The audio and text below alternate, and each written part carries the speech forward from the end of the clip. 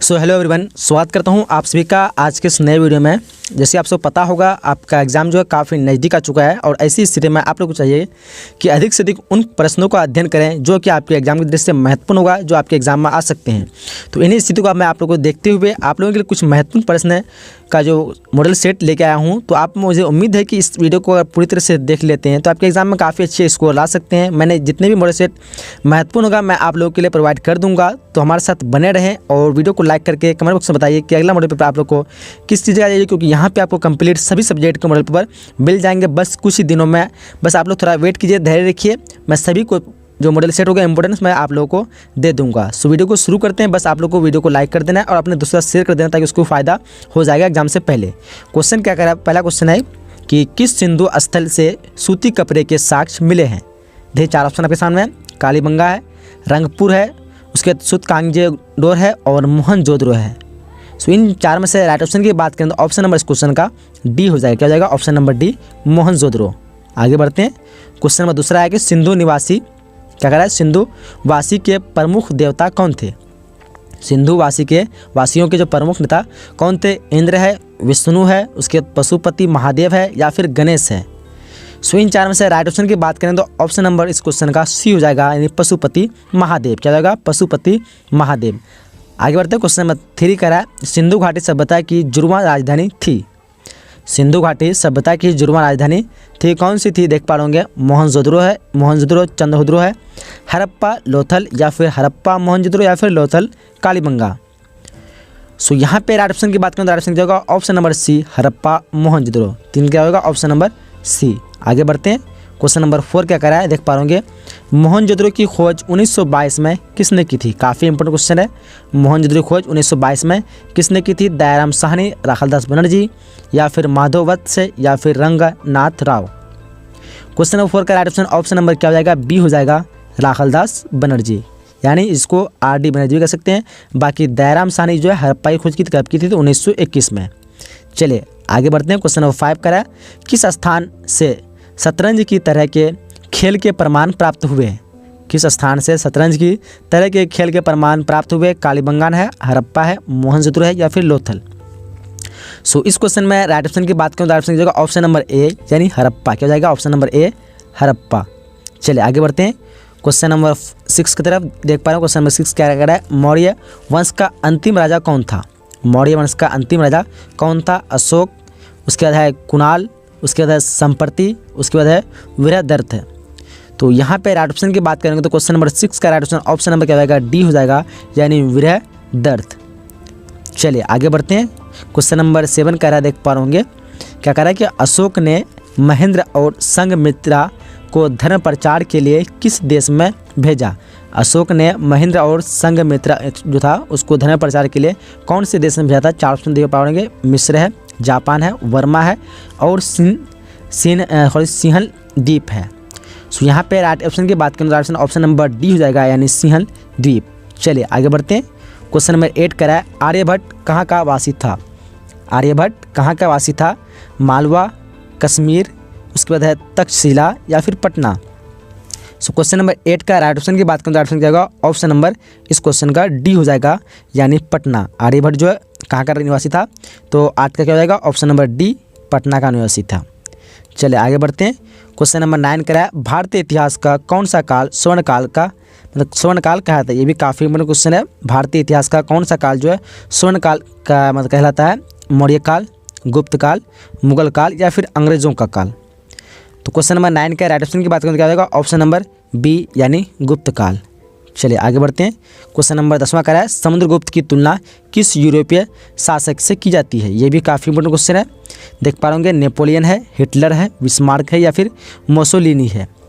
So question number 10 का right option option number B हो जाएगा, यानी नेपोलियन। क्या हो जाएगा? नेपोलियन। चलिए क्वेश्चन नंबर 11वां करा है अर्जुन किसके शिष्य थे। अर्जुन देव है वो किसके शिष्य थे? भीष्म या फिर विदुर या फिर द्रोणाचार्य या फिर भीम। सो क्वेश्चन नंबर 11 का राइट ऑप्शन जाएगा ऑप्शन नंबर सी, यानी द्रोणाचार्य। किसके शिष्य थे? तो द्रोणाचार्य के। चलिए आगे बढ़ते हैं। क्वेश्चन नंबर 12वां कह रहा है, देख पा रहे कि मनुस्मृति में कितने प्रकार के विवाह का उल्लेख किया गया है। मनुस्मृति में कितने प्रकार के विवाह का उल्लेख किया गया है? 4 ऑप्शन दिया हुआ आपके सामने में, देख पा रहे 6, 4, 8 या फिर 9। सो इस क्वेश्चन का राइट ऑप्शन की बात करें तो राइट ऑप्शन क्या होगा, ऑप्शन नंबर इस क्वेश्चन का सी हो जाएगा, यानी 8 प्रकार के। कितने प्रकार के, तो 8 प्रकार के राइट आंसर होगा। चलिए आगे बढ़ते हैं। चलिए उसके क्वेश्चन नंबर 13वां करेक्ट देख पाऊंगा, कर्ण की माँ कौन थी। कर्ण की माँ कौन थी, कुंती, गांधारी या फिर माद्री या फिर सत्यवती। सो क्वेश्चन नंबर 13 का राइट ऑप्शन हो जाएगा ऑप्शन नंबर ए, यानी कुंती। कौन थी, कुंती। चलिए क्वेश्चन नंबर 14 का देख पाएंगे, रामायण की रचना किसने की। रामायण की रचना किसने की, वाल्मीकि है, मनु है, वेदव्यास है या फिर याज्ञवल्क्य है। क्वेश्चन नंबर 14 का राइट ऑप्शन नंबर क्या हो जाएगा, ए हो जाएगा, यानी वाल्मीकि। रामायण की रचना किसने की थी, तो वाल्मीकि। चलिए आगे बढ़ते हैं।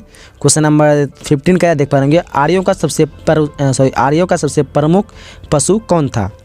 आर्यों का जो सबसे प्रमुख पशु कौन था, गाय, बैल, सांड या फिर घोड़ा। क्वेश्चन नंबर 15 का राइट ऑप्शन हो जाएगा ऑप्शन नंबर इसका ए हो जाएगा, यानी गाय। आर्यों का सबसे प्रमुख पशु कौन था, तो गाय। तो ऑप्शन नंबर इस क्वेश्चन का 15 का ए हो जाएगा। चलिए आगे बढ़ते हैं क्वेश्चन नंबर 16 की तरफ। क्वेश्चन नंबर 16 का गौतम बुद्ध के गृह त्याग की घटना को बौद्ध ग्रंथों में क्या कहा गया है। यानी गौतम बुद्ध जो अपना घर त्यागे थे, इसको बौद्ध ग्रंथ में क्या कहा गया है। सो 4 ऑप्शन आपके सामने दिया हुआ है। तो देखिए इन चारों में से राइट ऑप्शन की बात करेंगे तो क्वेश्चन नंबर 16 का राइट ऑप्शन नंबर ए हो जाएगा, यानी महाभिनिष्कर्मण। क्या हो जाएगा, महाभिनिष्कर्मण। चलिए आगे बढ़ते हैं क्वेश्चन नंबर 17 की तरफ।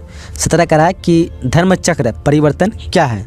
धर्मचक्र परिवर्तन क्या है, मोक्ष की प्रति, प्रथम उपदेश, आचार संहिता, संघ का संगठन। क्वेश्चन नंबर 17 का राइट ऑप्शन हो जाएगा ऑप्शन नंबर बी हो जाएगा, प्रथम उपदेश। आगे बढ़ते हैं क्वेश्चन नंबर 18 की तरफ। कह रहा है कि द्रौपदी जो है किसकी पत्नी थी। द्रौपदी किसकी पत्नी थी, अर्जुन, भीम, नकुल या फिर इनमें से सभी। ये भी काफ़ी इंपॉर्टेंट क्वेश्चन है।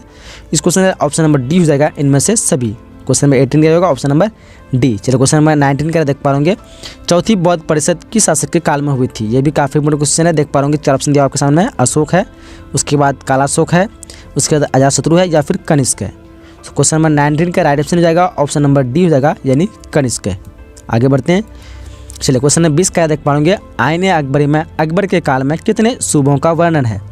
आईने अकबरी में अकबर के काल में कितने सूबों का वर्णन है, 10 है, 12, 13 या फिर 14। क्वेश्चन नंबर 20 का राइट ऑप्शन होगा ऑप्शन नंबर बी, यानी 12। आगे बढ़ते हैं क्वेश्चन नंबर 21 का है, भारत में तंबाकू का पौधा लगाया गया था, यानी किसके द्वारा, अंग्रेजों द्वारा, हुनों द्वारा, पुर्तगालियों द्वारा या फिर अरबों द्वारा। क्वेश्चन नंबर 21 का राइट ऑप्शन होगा ऑप्शन नंबर सी, यानी पुर्तगालियों द्वारा। किसके द्वारा, तो पुर्तगालियों द्वारा। ऑप्शन नंबर इस क्वेश्चन का सी हो जाएगा। आगे बढ़ते हैं क्वेश्चन नंबर 22 का है, त्रिपिटक किस धर्म से संबंधित है, यानी कौन से धर्म से संबंधित है। यह भी इंपॉर्टेंट क्वेश्चन है। जैन धर्म है, बौद्ध है, हिंदू है या फिर शैव है।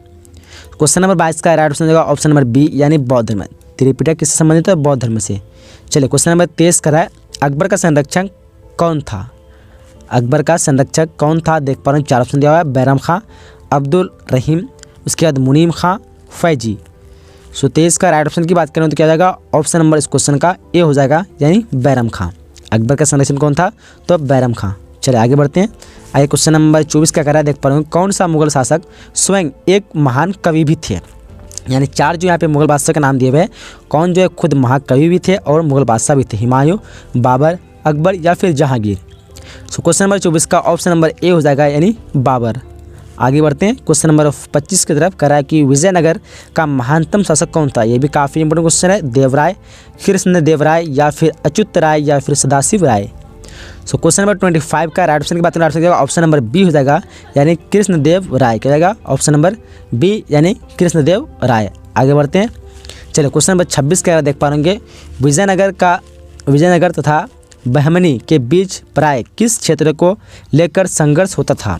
विजयनगर तथा बहमनी के बीच प्राय जो कौन से क्षेत्र को लेकर हमेशा संघर्ष होता, देख पा रहे ऑप्शन दिया हुआ है, मदुरै, उसके बाद है वारंगल और उसके बाद है मालाबार और उसके बाद है रायचूर दोआब। क्वेश्चन नंबर 26 का राइट ऑप्शन क्या होगा, ऑप्शन नंबर इस क्वेश्चन का डी हो जाएगा, यानी रायचूर दोआब। 26 का ऑप्शन नंबर डी। चलिए आगे बढ़ते हैं। चलिए आगे क्वेश्चन नंबर 27 से अगर देख पा रहे कि दीन ए इलाही किससे संबंधित है। दीन ए इलाही किससे संबंधित है, बाबर से, हुमायूं से, अकबर से या फिर औरंगजेब से। तो क्वेश्चन नंबर 27 का राइट ऑप्शन हो जाएगा ऑप्शन नंबर सी, अकबर से। दीन ए इलाही किससे संबंधित है, अकबर से। आगे बढ़ते हैं। क्वेश्चन नंबर 28 का है कि सिलसिला क्या है। सिलसिला क्या है, मकबरा है, धार्मिक स्थल है, सूफी व्यवस्था है या फिर मुसाफिर खाना है। तो क्वेश्चन नंबर 28 का राइट ऑप्शन क्या जाएगा? ऑप्शन नंबर सी हो जाएगा, यानी सूफी व्यवस्था। चलिए आगे बढ़ते हैं। क्वेश्चन नंबर 29 का है, औरंगजेब का संबंध किस सूफी सिलसिले से था? औरंगजेब का संबंध जो है कौन से सूफी सिलसिले से था? चिश्ती है, उसके बाद सुहरावर्दी है और उसके बाद कादरी है, और ऑप्शन डी में है मकसदबंद। तो यहाँ पे क्या हो जाएगा? यहाँ पे मकसदबंद नहीं होना चाहिए, मेरे हिसाब से नक्शबंद होना चाहिए। तो क्वेश्चन नंबर 29 का राइट ऑप्शन क्या हो जाएगा? ऑप्शन नंबर डी हो जाएगा, यानी मकसदबंद। चलिए आगे बढ़ते हैं। क्वेश्चन नंबर 30 क्या कह रहा है? निज़ामुद्दीन औलिया का दरगाह कहाँ है? निज़ामुद्दीन औलिया का दरगाह कहाँ है? दिल्ली, अजमेर, पंजाब या फिर बंगाल?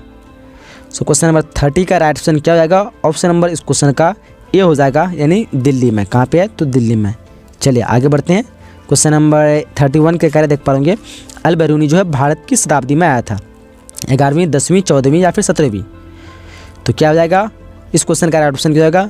11वीं शताब्दी, यानी ऑप्शन नंबर इस क्वेश्चन का ए हो जाएगा, 11वीं शताब्दी में। क्या कह रहा है? 32वां देख पा रहे कि मेगास्थनीज जो है कौन था? मेगास्थनीज कौन था? यात्री था, व्यापारी था, राजदूत था या फिर गुलाम था? तो 32 में 4 ऑप्शन दिए हुए आपके सामने। तो क्वेश्चन नंबर 32 का क्या हो जाएगा? ऑप्शन नंबर सी हो जाएगा, यानी राजदूत। मेगास्थनीज कौन था? तो राजदूत, जो कि इस क्वेश्चन का राइट ऑप्शन सी होगा, जो कि यूनान का था। कहाँ का था ये? यूनान का। ऑप्शन नंबर इस क्वेश्चन का सी हो जाएगा। चलिए आगे बढ़ते हैं।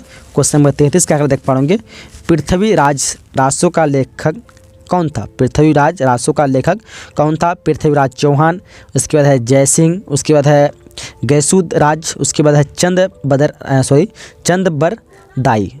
तो 4 ऑप्शन में से राइट ऑप्शन जाएगा ऑप्शन नंबर इस क्वेश्चन का क्या हो जाएगा? ऑप्शन नंबर इस क्वेश्चन का डी हो जाएगा, यानी चंदबरदाई। क्या हो जाएगा? चंदबरदाई। ऑप्शन नंबर इस क्वेश्चन का डी हो जाएगा। चलिए आगे बढ़ते हैं। क्वेश्चन नंबर 34 क्या कर रहा है? इब्न बतूता जो है किसके शासक काल में भारत आया था? काफ़ी ये भी क्वेश्चन इंपॉर्टेंट है। इब्न बतूता किसके शासक काल में भारत आया था? मोहम्मद बिन तुगलक, बलबन, उसके बाद है रजिया सुल्तान या फिर सिकंदर लोदी?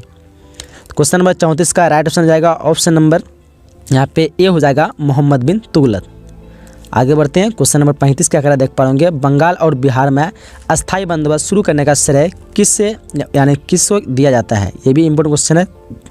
लॉर्ड कॉर्नवालिस है, लॉर्ड उसके बाद वेलेंसली है, लॉर्ड रिपन है, लॉर्ड कर्जन है। तो क्वेश्चन नंबर 35 का राइट ऑप्शन क्या जाएगा? ऑप्शन नंबर ए हो जाएगा, लॉर्ड कॉर्नवालिस। चलिए आगे बढ़ते हैं। क्वेश्चन 36 का है अस्थायी बंदोबस्त कहाँ लागू किया गया? बम्बई, पंजाब, बंगाल या फिर इनमें से कोई नहीं? तो पता होगा आप सभी को कहाँ लागू किया था ये। तो अस्थायी बंदोबस्त बंगाल में लागू किया था। ऑप्शन नंबर इस क्वेश्चन का सी हो जाएगा। 36 का क्या होगा? Option number C. चलिए आगे बढ़ते हैं। क्वेश्चन नंबर 27 का है देख पा रहे संथाल विद्रोह का नेता कौन था? संथाल विद्रोह का नेता कौन था देख पा रहे सिंध एवं कन्हू, उसके बाद है गोमधर, उसके बाद क्या कहते हैं चितर सिंह, इनमें से कोई नहीं। तो 37 का राइट ऑप्शन क्या हो जाएगा? ऑप्शन नंबर इस क्वेश्चन का ए हो जाएगा, सिद्ध एवं कन्हू। संथाल विद्रोह का नेता कब था, कौन था? तो सिद्ध एवं कन्हू। ये भी काफ़ी इंपॉर्टेंट क्वेश्चन है। और ये जो हुआ था कब हुआ था? तो 1855 में हुआ था। ये भी काफ़ी बार पूछा गया है कि संथाल विद्रोह कब हुआ था? तो 1855। ये भी याद रखिए आप लोग। और इसके नेता कौन थे? तो सिद्ध और कन्हू। तो ये दो चीज़ एग्जाम में आने की संभावना है। चलिए आगे बढ़ते हैं। क्वेश्चन नंबर 38 का है रैयतवाड़ी बंदोबस्त के जनक थे। रैयतवाड़ी बंदोबस्त के जनक कौन थे? मार्टिन बर्ड या फिर बुकानन या फिर मुनरो एवं रीड, उसके बाद है सभी। तो रैयतवाड़ी बंदोबस्त के जनक कौन थे? 38 का राइट ऑप्शन क्या जाएगा? यहाँ पे राइट ऑप्शन नंबर सी हो जाएगा, मुनरो एवं रीड। आगे बढ़ते हैं। क्वेश्चन 39 का है 1857 के गदर को किसने क्रांति कहा है? Karl Marx, RC. मजूमदार या फिर जवाहरलाल नेहरू या फिर टी.आर. होम्स? 39 का राइट ऑप्शन क्या हो जाएगा? ऑप्शन नंबर इस क्वेश्चन का ए हो जाएगा, यानी कार्ल मार्क्स। 1857 के गदर को किस क्रांति का कहा था? ये भी काफ़ी इंपॉर्टेंट क्वेश्चन है, ये पूछा जा सकता है आपको एग्जाम में। कार्ल मार्क्स होगा, ऑप्शन नंबर इस क्वेश्चन का ए हो जाएगा। आगे बढ़ते हैं। क्वेश्चन नंबर 40 का है लखनऊ में 1857 के विद्रोह का संचालन किया था, कौन का किया था? देख पा रहे हैं 4 ऑप्शन सामने दिया हुआ है। सो इन 4 में से राइट ऑप्शन क्या होगा? ऑप्शन नंबर इस क्वेश्चन का डी हो जाएगा, यानी बेगम हजरत महल। कौन किया था? तो बेगम हजरत महल। ऑप्शन नंबर इस क्वेश्चन का क्या हो जाएगा? डी हो जाएगा। चलिए आगे बढ़ते हैं। क्वेश्चन 41 का है व्यापकता के सिद्धांत का संबंध किससे है? ये भी इंपॉर्टेंट क्वेश्चन है। डलहौजी है, लॉर्ड कर्जन से है, डलहौजी है, लिटन है, उसके बाद मिंटो है। तो क्वेश्चन नंबर 41 का राइट ऑप्शन की बात करें तो हो जाएगा ऑप्शन नंबर डी, यानी मिंटो से। व्यापकता का सिद्धांत किससे है? तो मिंटो से। चलिए आगे बढ़ते हैं।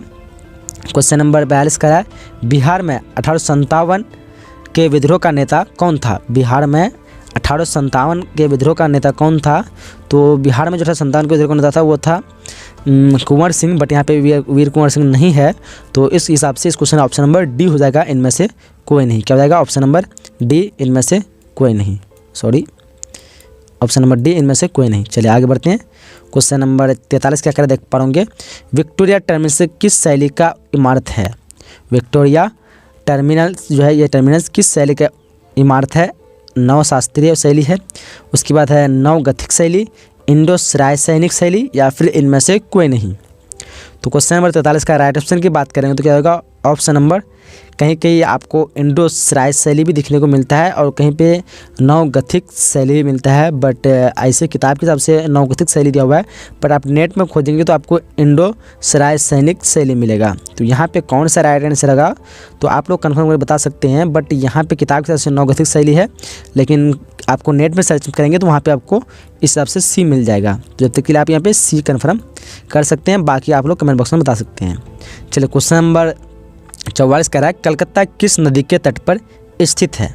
कलकत्ता जो है किस नदी के तट पर स्थित है? गंगा, दामोदर, ब्रह्मपुत्र, या फिर हुगली? तो यहाँ पे 4 ऑप्शन में से राइट ऑप्शन की बात करेंगे तो 44 का क्या हो जाएगा? ऑप्शन नंबर डी हो जाएगा, यानी हुगली। कलकत्ता कहाँ पे है? तो हुगली नदी के किनारे है। चलिए आगे बढ़ते हैं। आगे क्वेश्चन नंबर 45 का अगर देख पाओगे, गेटवे ऑफ इंडिया भारत के किस शहर में स्थित है? देख पा रहे हो, कलकत्ता है, बम्बई है, मद्रास है, दिल्ली है। तो गेटवे ऑफ इंडिया जो है कहाँ पे स्थित है? पता होगा आप सभी को, ये है बम्बई में। ऑप्शन नंबर इस क्वेश्चन का क्या हो जाएगा? बी हो जाएगा। बट अगर पूछा कि इंडिया गेट कहाँ है तो वो हो जाएगा दिल्ली में। तो आप लोग कन्फ्यूजन नहीं होना है, यहाँ पे गेटवे ऑफ इंडिया और इंडिया गेट दोनों अलग अलग जगह पे स्थित है। इंडिया गेट पूछे तो दिल्ली में और गेटवे ऑफ इंडिया पूछे तो बम्बई में। चलिए आगे बढ़ते हैं।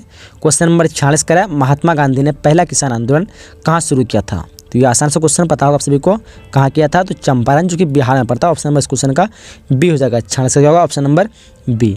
चलिए आगे बढ़ते हैं। क्वेश्चन नंबर 27 का देख पाओगे कि महात्मा गांधी दक्षिण अफ्रीका से भारत यानी कब भारत वापस आए थे? ये भी काफ़ी इंपॉर्टेंट क्वेश्चन है। तो देख पाएँ 4 ऑप्शन आप सामने दिया हुआ है ABCD के रूप में। तो क्या है? 1919 है, 1914 है, 1915 है, 1980। तो यहाँ पे ये भी आसान सा क्वेश्चन पता होगा आपको। ऑप्शन नंबर सी हो जाएगा 1915। कब आए थे? तो 1915 को। चलिए आगे बढ़ते हैं। आगे क्वेश्चन नंबर 48 क्या कर रहा है? देख पा रहे होंगे कि जालियांवाला बाग जो हत्याकांड हुआ था वो कब हुआ था? 1919, 1921, 1922, 1927। मेरे ख्याल से ये भी आसान सा क्वेश्चन होगा, आपको पता होगा। 1919 को हुआ था, जो कि 13 अप्रैल था उसका सटीक डेट, 13 अप्रैल 1919 में। क्वेश्चन नंबर 49 कर रहा है, भारतीय राष्ट्रीय कांग्रेस की जो पहली महिला अध्यक्ष कौन थी? तो उसकी पहली जो महिला अध्यक्ष की बात करें तो वो एनी बेसेंट थी। कौन थी? तो एनी बेसेंट। यहाँ पे 4 ऑप्शन आपके सामने और भी दिए हुए हैं, तो राइट ऑप्शन क्या होगा? ऑप्शन नंबर ए हो जाएगा, एनी बेसेंट। आगे बढ़ते हैं। क्वेश्चन नंबर 50 के अगर देख पाओगे, किस गवर्नर जनरल की सहमति से भारतीय राष्ट्रीय कांग्रेस की स्थापना हुई थी?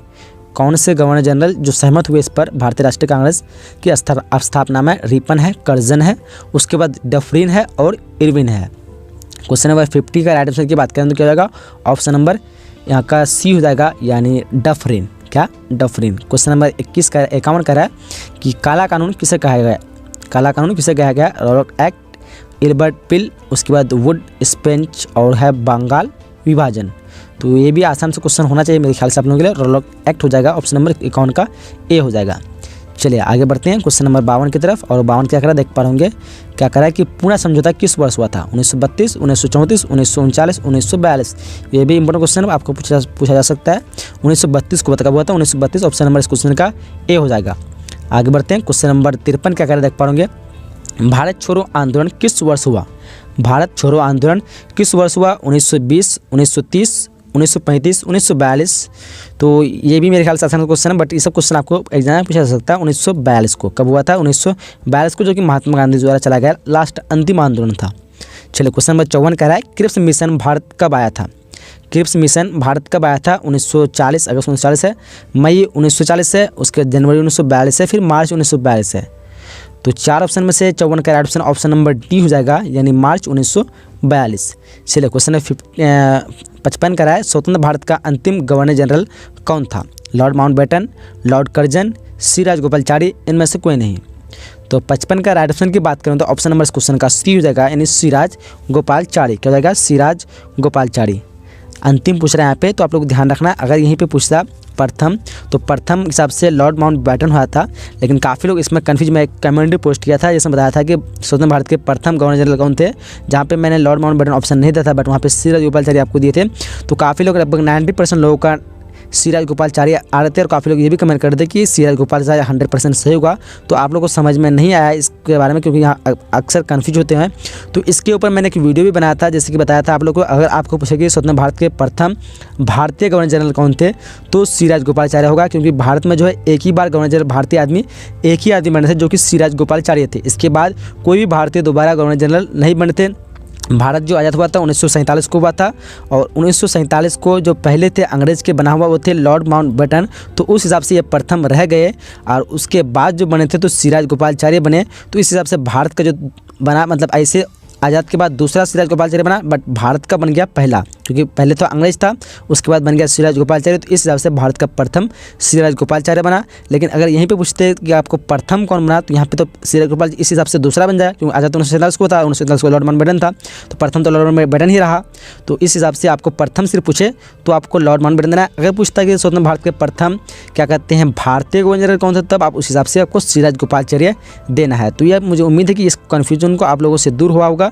और आपको सिर्फ पूछता है भारतीय, जैसे पूछा यहाँ पे स्वतंत्र भारत के अंतिम गवर्नर जनरल कौन थे, तो इस हिसाब से आप यहाँ पे सी राजगोपालाचारी लगा सकते हैं। अगर यहीं पे आपको पूछता है अंतिम ब्रिटिश गवर्नर जनरल कौन थे, तो ब्रिटिश कौन था, वो लॉर्ड माउंटबेटन था, क्योंकि इसके बाद ही सी राजगोपालाचारी आया था, उसके बाद कोई ब्रिटिश नहीं आया। तो इस हिसाब से प्रथम पूछे तो लॉर्ड माउंटबेटन, अंतिम पूछे तो सी राजगोपालाचारी, प्रथम भारतीय पूछे तो सी राजगोपालाचारी, और अंतिम ब्रिटिश पूछे तो लॉर्ड माउंटबेटन। मुझे उम्मीद है कि यह कन्फ्यूजन आप लोगों से दूर होगा, जैसे मैंने आपको पोस्ट में कमेंट पोस्ट में दिया था इसका आंसर, बट काफ़ी लोग आंसर 90% लोग इसका गलत आंसर दिए थे। क्वेश्चन नंबर 56 करा है, हिंदू महासभा की स्थापना की गई, कब की गई थी? 1915, 1918, 1925, 1930। तो 56 का राइट ऑप्शन की बात करूँ तो क्या होगा? ऑप्शन नंबर ए 1915 को। कब की गई थी? 1915। आगे बढ़ते हैं। क्वेश्चन नंबर 57 कह रहा है कि भारत को स्वतंत्र घोषित किया गया, यानी कब घोषित किया गया था? आसान से क्वेश्चन होगा सभी के लिए, और ये आसान क्वेश्चन काफ़ी बार पूछे जाते हैं कन्फ्यूज करने के लिए लोगों को। 26 जनवरी 1950, 15 अगस्त 1947, 26 जनवरी 1952, या फिर इनमें से कोई नहीं। तो स्वतंत्र घोषित कब किया था? 15 अगस्त 1947 को ही कर दिया था, यानी इस क्वेश्चन ऑप्शन नंबर 57 का क्या होगा? बी हो जाएगा। बट इसको सॉरी स्वतंत्र नहीं पूछता है, यहाँ पे गलत, सॉरी हो गया, मेरा गलत हो गया। यहाँ पे इस तरह का आप लोग गलती नहीं करना है। यहाँ पे गणतंत्र पूछ रहा है, ध्यान से देखिए, यहाँ पे गणतंत्र पूछा है। तो गणतंत्र घोषित कब किया था? 26 जनवरी 1950 को किया गया था गणतंत्र। अगर पूछा कि स्वतंत्र घोषित कब किया था, तो 15 अगस्त 1947। तो भारत को गणतंत्र का घोषित किया था 26 जनवरी 1950 को। तो इस तरह क्वेश्चन को आप लोग ध्यान से थोड़ा पढ़ना, जैसे कि यहाँ पे गलती हो चुका मेरे साथ। क्वेश्चन नंबर 58 का है, संविधान सभा के अस्थायी अध्यक्ष कौन थे? राजेंद्र प्रसाद, सच्चिदानंद सिन्हा, सुभाष चंद्र बोस, उसके बाद है मौलाना अबुल कलाम आज़ाद। तो संविधान सभा के अस्थायी अध्यक्ष की बात करेंगे तो क्वेश्चन नंबर 58 का राइट ऑप्शन ए हो जाएगा, यानी राजेंद्र प्रसाद। यहीं पे अगर आपको पूछिए अस्थायी अध्यक्ष कौन थे, और लगा देंगे तो उस हिसाब से आपको सच्चिदानंद सिन्हा हो जाएगा। ठीक है, तो ये चीज़ आप लोग ध्यान रखिएगा। संविधान सभा के अस्थायी अध्यक्ष राजेंद्र प्रसाद, संविधान सभा के अस्थायी अध्यक्ष सच्चिदानंद सिन्हा। चलिए आगे बढ़ते हैं। क्वेश्चन नंबर 59 कह रहा, देख पा रहे होंगे कि भारतीय संविधान के संपूर्णता निहित है। ये भी इंपॉर्टेंट क्वेश्चन है। भारतीय संविधान में यहाँ में होना चाहिए, संविधान में संपूर्णता निहित है किसमें? राष्ट्रपति में, उसके प्रधानमंत्री में, न्यायपालिका में, संविधान में। तो चलिए, भारतीय संविधान की संपूर्णता निहित जो किसमें है, वो है संविधान में। किसमें? संविधान में। ऑप्शन नंबर इस क्वेश्चन का डी हो जाएगा। 59 क्या होगा? Option number D. चलिए क्वेश्चन नंबर 60 करा, भारतीय संविधान जो कितने दिनों में तैयार हुआ था?